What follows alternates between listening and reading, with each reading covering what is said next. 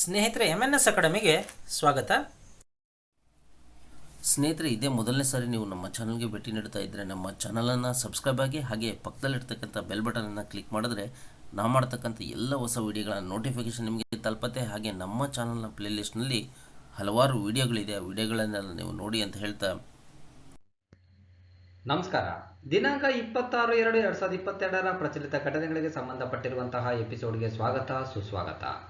ಈ ಒಂದು ಎಪಿಸೋಡನ್ನು ಸಂಪೂರ್ಣವಾಗಿ ನೋಡಿ, ಇಷ್ಟವಾದಲ್ಲಿ ಲೈಕ್ ಮಾಡಿ, ಶೇರ್ ಮಾಡಿ, ಕಮೆಂಟ್ ಮಾಡಿ. ಇಲ್ಲಿ ಕೊಟ್ಟಿರುವಂತಹ ಪ್ರತಿಯೊಂದು ಪ್ರಶ್ನೆಗೂ ಕೂಡ ಅದರದ್ದೇ ಆಗಿರುವಂತಹ ಹಲವಾರು ವಿವರಣಾತ್ಮಕ ಅಂಶಗಳನ್ನು ನೀಡಲಾಗಿದೆ. ಕಾರಣ ಇಷ್ಟೇ, ಮುಂಬರುವಂತಹ ಯಾವುದೇ ಸ್ಪರ್ಧಾತ್ಮಕ ಪರೀಕ್ಷೆಗಳಲ್ಲಿ ಆ ವಿವರಣೆಗಳ ಮೇಲೂ ಕೂಡ ಪ್ರಶ್ನೆ ಕೇಳುವಂಥ ಸಾಧ್ಯತೆ ಇರುತ್ತೆ. ಅದೇ ರೀತಿ ಈ ಎಪಿಸೋಡ್ನ ಕೊನೆಗೆ 2 ಪ್ರಶ್ನೆಗಳನ್ನು ಕೊಟ್ಟಿರ್ತೀವಿ. ಸಂಪೂರ್ಣವಾಗಿ ಈ ವಿಡಿಯೋ ನೋಡಿದರೆ ಆ 2 ಪ್ರಶ್ನೆಗಳಿಗೂ ಕೂಡ ನೀವು ಸರಿಯಾದ ಉತ್ತರವನ್ನು ಕೊಡ್ತೀರಾ.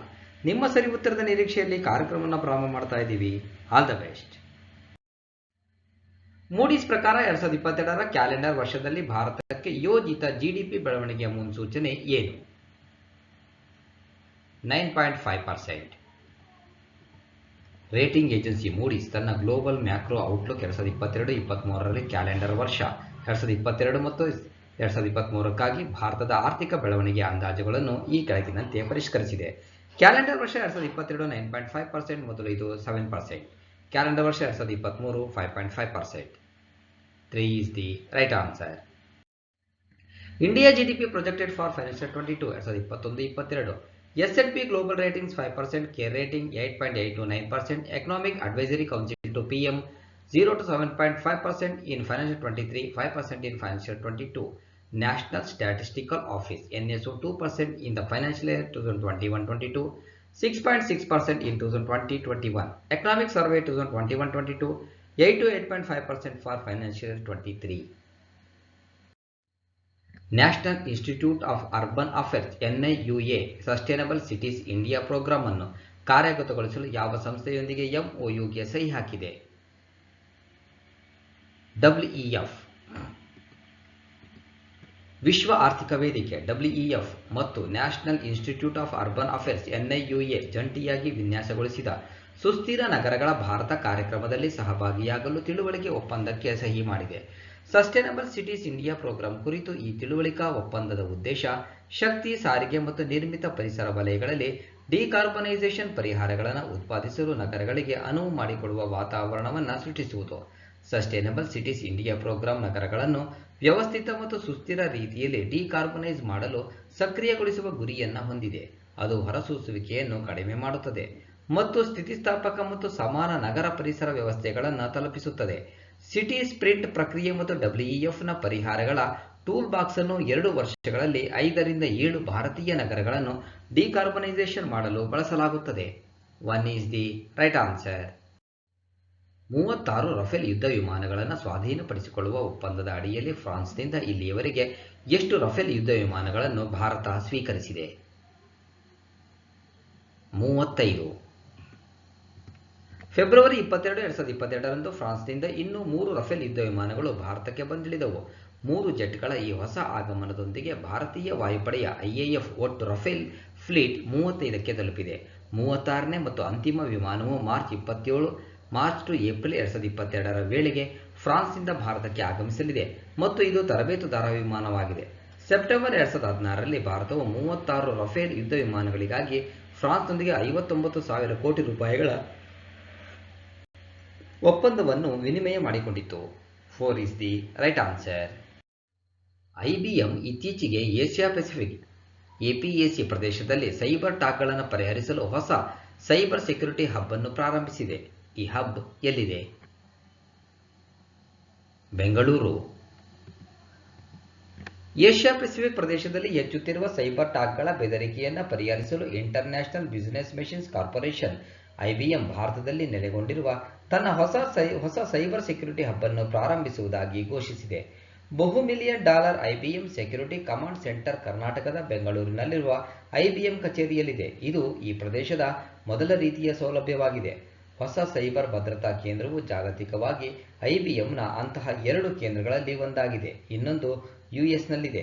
2022ರ IBM ಜಾಗತಿಕ ವಿಶ್ಲೇಷಣಾ ವರದಿಯು 2021ರಲ್ಲಿ ವಿಶ್ಲೇಷಿಸಲಾದ 26% ದಾಳಿಗಳನ್ನು ಪ್ರತಿನಿಧಿಸುವ ಸೈಬರ್ ಟಾಕ್ಗಳಿಗೆ ಏಷ್ಯಾವು ಅತ್ಯಂತ ಹೆಚ್ಚು ಗುರಿ ಇರುವ ಪ್ರದೇಶವಾಗಿ ಹೊರಹೊಮ್ಮಿದೆ ಎಂದು ಹೇಳುತ್ತದೆ. 3 ಈಸ್ ದಿ ರೈಟ್ ಆನ್ಸರ್. ಭಾರತೀಯ ನೌಕಾಪಡೆಯು ತನ್ನ ಅಂತಿಮ ಜಲಾಂತರ್ಗಾಮಿ ವಿರೋಧಿ ಯುದ್ಧ ವಿಮಾನ P-81 ಅನ್ನು ಇತ್ತೀಚೆಗೆ ಬೋಯಿಂಗ್ನಿಂದ ಸ್ವೀಕರಿಸಿದೆ. ಭಾರತೀಯ ನೌಕಾಪಡೆಯು ಈಗ ಅಂತಹ ಎಷ್ಟು ಜಲಾಂತರ್ಗಾಮಿ ವಿರೋಧಿ ಯುದ್ಧ ವಿಮಾನ P-81 ಹೊಂದಿದೆ? 12. ಭಾರತೀಯ ನೌಕಾಪಡೆಯು 12ನೇ ಜಲಾಂತರ್ಗಾಮಿ ವಿರೋಧಿ ಯುದ್ಧ ವಿಮಾನ P-81 ಅನ್ನು US ಮೂಲದ ಏರೋಸ್ಪೇಸ್ ಕಂಪನಿ ಬೋಯಿಂಗ್ನಿಂದ ಫೆಬ್ರವರಿ 23, 2022 ರಂದು ಸ್ವೀಕರಿಸಿದೆ. 4 ಹೆಚ್ಚುವರಿ ವಿಮಾನಗಳಲ್ಲಿ ಇದು 4ನೆಯದು. ಇದಕ್ಕಾಗಿ 2016ರಲ್ಲಿ ಒಪ್ಪಂದಕ್ಕೆ ಸಹಿ ಹಾಕಲಾಯಿತು. ರಕ್ಷಣಾ ಸಚಿವಾಲಯವು 2009ರಲ್ಲಿ 8 P-81 ವಿಮಾನಗಳ ಒಪ್ಪಂದಕ್ಕೆ ಸಹಿ ಹಾಕಿತ್ತು. ಆದಾಗ್ಯೂ ನಂತರ 2016ರಲ್ಲಿ 4 ಹೆಚ್ಚುವರಿ P-81 ವಿಮಾನಗಳ ಒಪ್ಪಂದಕ್ಕೆ ಸಹಿ ಹಾಕಿತು. 1 is the right answer. The great tech game shaping geopolitics and the destinies of nations ಪುಸ್ತಕದ ಲೇಖಕರು ಯಾರು? ಅನಿರುದ್ಧ ಸೂರಿ. ಭಾರತೀಯ ಲೇಖಕ ಅನಿರುದ್ಧ ಸೂರಿ ಅವರು ತಮ್ಮ ಹೊಸ ಪುಸ್ತಕ the great tech game shaping geopolitics and the destinies of nations ಎಂಬ ಪುಸ್ತಕವನ್ನು ಹೊರತಂದಿದ್ದಾರೆ. ಇದನ್ನು ಹಾರ್ಪರ್ ಕಾಲಿನ್ಸ್ ಇಂಡಿಯಾ ಪ್ರಕಟಿಸಿದೆ. ಈ ಪುಸ್ತಕದಲ್ಲಿ ಈ ತಂತ್ರಜ್ಞಾನ ಪ್ರಬಲ ಯುಗದಲ್ಲಿ ಯಶಸ್ವಿಯಾಗಲು ಯಾವುದೇ ದೇಶವು ತನ್ನದೇ ಆದ ಕಾರ್ಯತಂತ್ರದ ಯೋಜನೆಯನ್ನು ಹೇಗೆ ಅಭಿವೃದ್ಧಿಪಡಿಸಬೇಕು ಎಂಬುದರ ಕುರಿತು ಲೇಖಕರು ಮಾರ್ಗಸೂಚಿಯನ್ನು ರೂಪಿಸಿದ್ದಾರೆ. ಅನಿರುದ್ಧ ಸೂರಿ ಅವರು ಇಂಡಿಯಾ ಇಂಟರ್ನೆಟ್ ಫಂಡ್ನ ಸ್ಥಾಪಕ, ಪಾಲುದಾರ ಮತ್ತು ವ್ಯವಸ್ಥಾಪಕ ನಿರ್ದೇಶಕರಾಗಿದ್ದಾರೆ. 3 is the right answer. February 24, 2022 ರಂದು ಯಾವ ದೇಶವು ಉಕ್ರೇನ್ ಅನ್ನು ಆಕ್ರಮಿಸಿತು?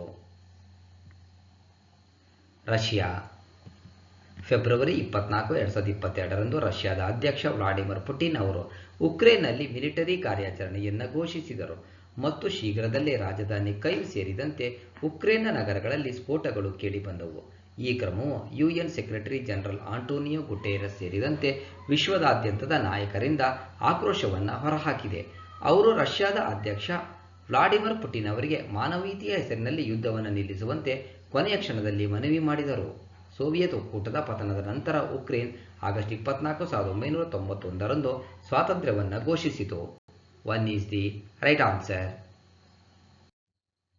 ರಷ್ಯಾ ಮತ್ತು ಉಕ್ರೇನ್ ಎರಡೂ 1991ರಲ್ಲಿ ವಿಸರ್ಜನೆಯಾಗುವ ಮೊದಲು ಸೋವಿಯತ್ ಸಮಾಜವಾದಿ ಗಣರಾಜ್ಯಗಳ ಒಕ್ಕೂಟವನ್ನು ಅಂದರೆ USSR ರೂಪಿಸಿದ 15 ಗಣರಾಜ್ಯಗಳ ಭಾಗವಾಗಿತ್ತು.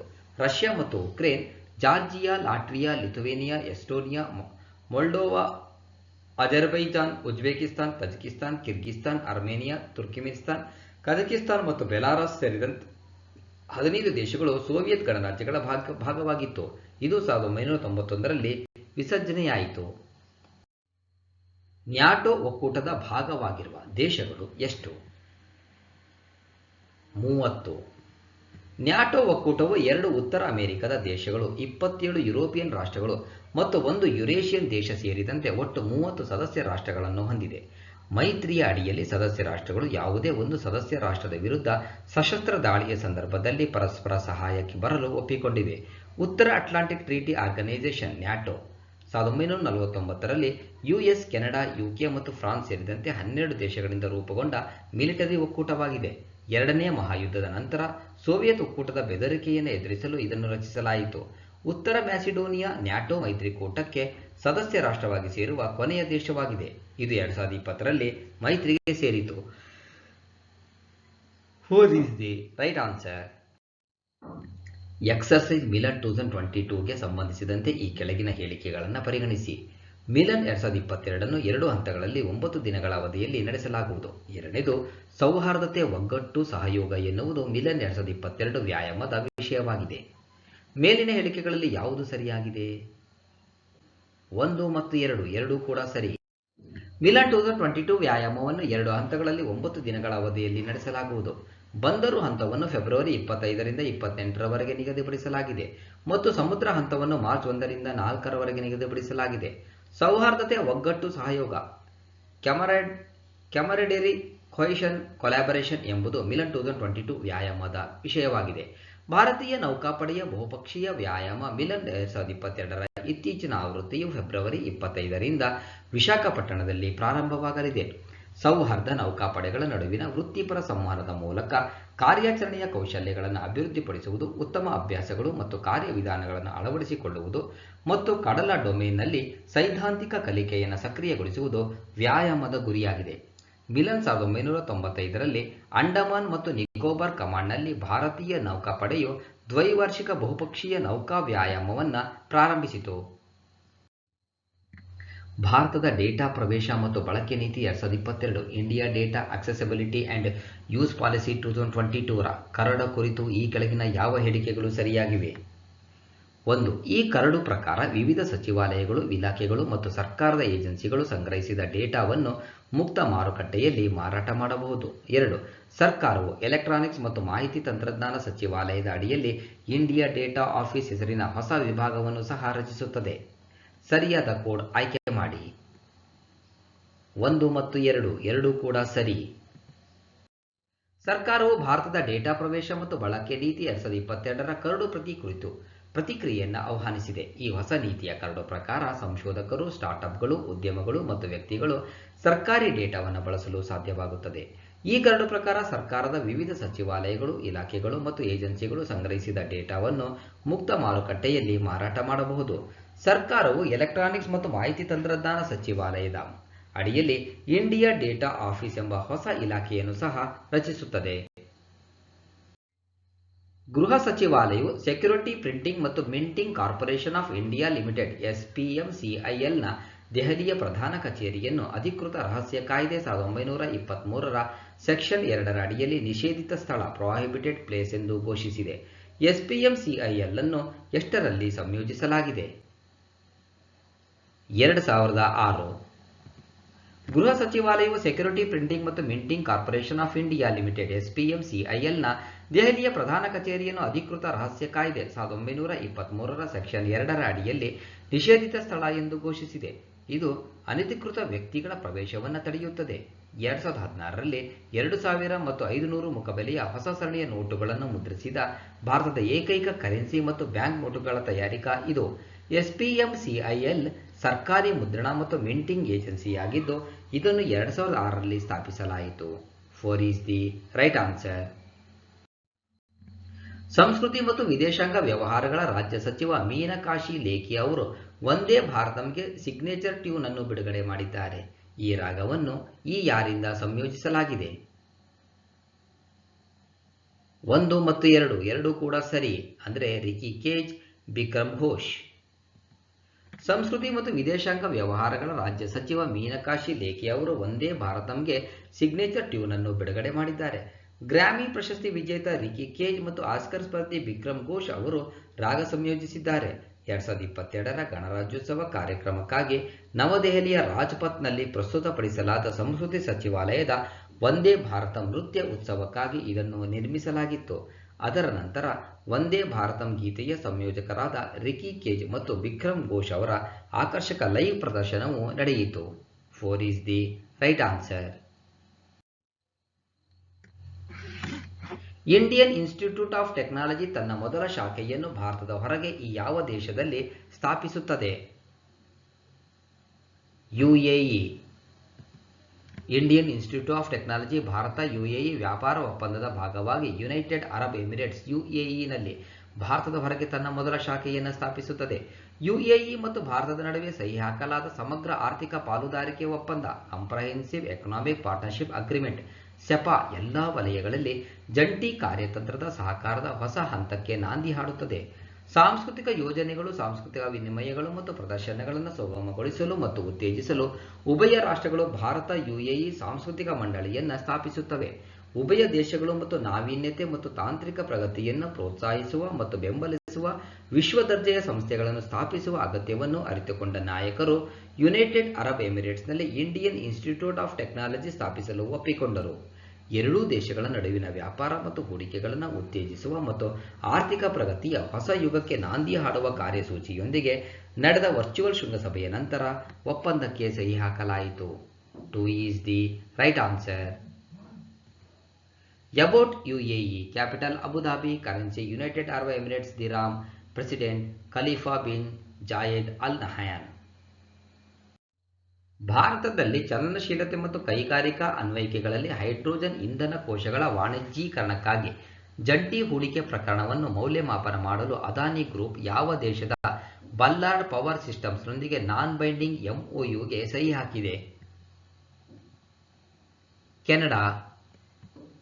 ಚಲನಶೀಲತೆ ಮತ್ತು ಕೈಗಾರಿಕಾ ಅನ್ವಯಿಕೆಗಳಲ್ಲಿ ಹೈಡ್ರೋಜನ್ ಇಂಧನ ಕೋಶಗಳ ವಾಣಿಜ್ಯೀಕರಣಕ್ಕಾಗಿ ಜಂಟಿ ಹೂಡಿಕೆ ಪ್ರಕರಣವನ್ನು ಮೌಲ್ಯಮಾಪನ ಮಾಡಲು ಭಾರತೀಯ ಬಹುರಾಷ್ಟ್ರೀಯ ಸಂಘಟಿತ ಸಂಸ್ಥೆಯಾದ ಅದಾನಿ ಗ್ರೂಪ್ ಇಂಧನ ಕೋಶ ತಂತ್ರಜ್ಞಾನದಲ್ಲಿ ಜಾಗತಿಕ ಮುಂಚೂಣಿಯಲ್ಲಿರುವ ಕೆನಡಾದ ನಾಸ್ಡಾಕ್ ಪಟ್ಟಿ ಮಾಡಲಾದ ಬಲ್ಲಾರ್ಡ್ ಪವರ್ ಸಿಸ್ಟಮ್ ಜೊತೆಗೆ ಎಂಒಯುಗೆ ಸಹಿ ಹಾಕಿದೆ.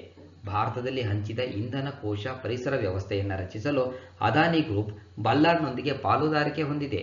ಈ ತಿಳುವಳಿಕಾ ಒಪ್ಪಂದದ ಅಡಿಯಲ್ಲಿ ಅದಾನಿ ಗ್ರೂಪ್ ಮತ್ತು ಬಲ್ಲಾರ್ಡ್ ಭಾರತದಲ್ಲಿ ಇಂಧನ ಕೋಶಗಳ ತಯಾರಿಕೆಗೆ ಸಂಭಾವ್ಯ ಸಹಯೋಗವನ್ನು ಒಳಗೊಂಡಂತೆ ಸಹಕರಿಸುವ ಆಯ್ಕೆಗಳನ್ನು ಪರಿಶೀಲಿಸುತ್ತದೆ.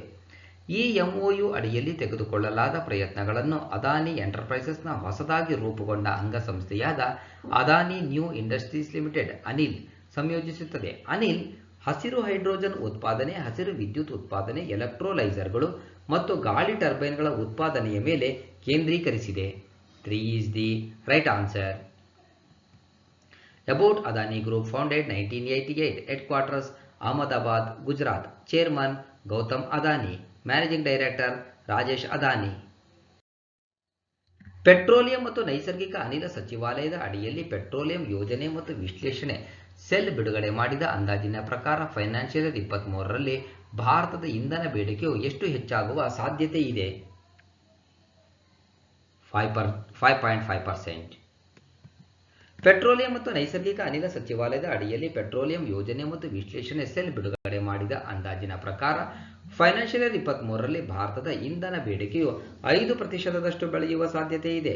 ಸರ್ಕಾರದ ಅಂದಾಜಿನ ಪ್ರಕಾರ ಫೈನಾನ್ಷಿಯಲ್ 23ರಲ್ಲಿ ಭಾರತದ ಇಂಧನ ಬಳಕೆ, ವಿಶೇಷವಾಗಿ ತೈಲ ಬೇಡಿಕೆ, ಫೈನಾನ್ಷಿಯಲ್ 22ಕ್ಕಾಗಿ ಪರಿಷ್ಕೃತ ಅಂದಾಜಿನ 203.3 ಮೆಟ್ರಿಕ್ ಟನ್ನಿಂದ 214.5 ಮಿಲಿಯನ್ ಟನ್ಗಳಿಗೆ ಏರಬಹುದು. 2019-20ರಲ್ಲಿ ಭಾರತವು 214.1 ಮಿಲಿಯನ್ ಟನ್ ಪೆಟ್ರೋಲಿಯಂ ಉತ್ಪನ್ನಗಳಾದ ಪೆಟ್ರೋಲ್, ಡೀಸೆಲ್ ಮತ್ತು ಎಲ್ಪಿಜಿಯನ್ನು ಬಳಕೆ ಮಾಡಿದೆ.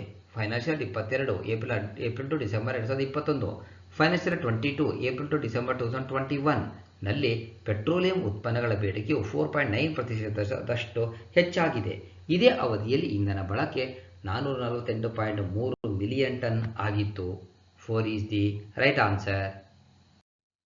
ಪ್ರಧಾನಮಂತ್ರಿಯ ಆರ್ಥಿಕ ಸಲಹಾ ಮಂಡಳಿಯ EAC-PM ಪೂರ್ಣ ಸಮಯದ ಸದಸ್ಯರಾಗಿ ಈ ಕೆಳಗಿನ ಯಾರನ್ನು ಸೇರ್ಪಡೆಗೊಳಿಸಲಾಗಿದೆ? ಸಂಜೀವ್ ಸನ್ಯಾಲ್. ಹಣಕಾಸು ಸಚಿವಾಲಯದ ಪ್ರಧಾನ ಆರ್ಥಿಕ ಸಲಹೆಗಾರ ಸಂಜೀವ್ ಸನ್ಯಾಲ್ ಅವರನ್ನು ಪ್ರಧಾನಮಂತ್ರಿಯ ಆರ್ಥಿಕ ಸಲಹಾ ಮಂಡಳಿಯ ಪೂರ್ಣ ಸಮಯದ ಸದಸ್ಯರಾಗಿ ಸೇರ್ಪಡೆಗೊಳಿಸಲಾಗಿದೆ ಎಂದು ಸಮಿತಿಯ ಅಧ್ಯಕ್ಷ ಬಿಬೇಕ್ ಡೆಬ್ರಾಯ್ ಘೋಷಿಸಿದರು. ನೇಮಕಾತಿ 2 ವರ್ಷಗಳ ಅವಧಿಗೆ ಇರುತ್ತದೆ. ಸಾಂಕ್ರಾಮಿಕ ಸಮಯದಲ್ಲಿ ಆರ್ಥಿಕ ನೀತಿಗಳನ್ನು ರೂಪಿಸಲು ಅವರು ಹಣಕಾಸು ಸಚಿವಾಲಯಕ್ಕೆ ಸಲಹೆ ನೀಡಿದ್ದರು. EAC-PM ಎಂಬುದು ಪ್ರಧಾನಮಂತ್ರಿಗೆ ಆರ್ಥಿಕ ವಿಷಯಗಳ ಕುರಿತು ಸಲಹೆ ನೀಡಲು ಕೇಂದ್ರ ಸರ್ಕಾರದಿಂದ ರಚಿಸಲ್ಪಟ್ಟ ಸ್ವತಂತ್ರ ಸಂಸ್ಥೆಯಾಗಿದೆ. ಅನುಭವಿ ಅರ್ಥಶಾಸ್ತ್ರಜ್ಞರು 1990ರಿಂದ ದಶಕದಿಂದಲೂ ಹಣಕಾಸು ಮಾರುಕಟ್ಟೆಗಳೊಂದಿಗೆ ಕೆಲಸ ಮಾಡುತ್ತಿದ್ದಾರೆ ಮತ್ತು EAC-PMಗೆ ಅವರ ಸೇರ್ಪಡೆಯು ಉನ್ನತ ಆರ್ಥಿಕ ಸಲಹಾ ಸಂಸ್ಥೆಗೆ ಸಹಾಯ ಮಾಡುವ ಸಾಧ್ಯತೆ ಇದೆ. ಸನ್ಯಾಲ್ ಅವರು ಫೆಬ್ರವರಿ 2017ರಲ್ಲಿ ಹಣಕಾಸು ಸಚಿವಾಲಯದ ಪ್ರಧಾನ ಆರ್ಥಿಕ ಸಲಹೆಗಾರರಾಗಿ ನೇಮಕಗೊಂಡರು. 2 is the right answer. ಇಂದಿನ ರಸಪ್ರಶ್ನೆ. ಪ್ರಶ್ನೆ 1. ಎಕನಾಮಿಕ್ ಸರ್ವೆ 2021-22ರ ಪ್ರಕಾರ ಫೈನಾನ್ಷಿಯಲ್ 23ರಲ್ಲಿ ಭಾರತಕ್ಕೆ ಯೋಜಿತ GDP ಬೆಳವಣಿಗೆಯ ಮುನ್ಸೂಚನೆ ಏನು? ಎಕನಾಮಿಕ್ ಸರ್ವೆ 2021-22ರ ಪ್ರಕಾರ ಫೈನಾನ್ಷಿಯಲ್ 23ರಲ್ಲಿ ಭಾರತಕ್ಕೆ ಯೋಜಿತ GDP ಬೆಳವಣಿಗೆಯ ಮುನ್ಸೂಚನೆ ಏನು? ಪ್ರಶ್ನೆ 2.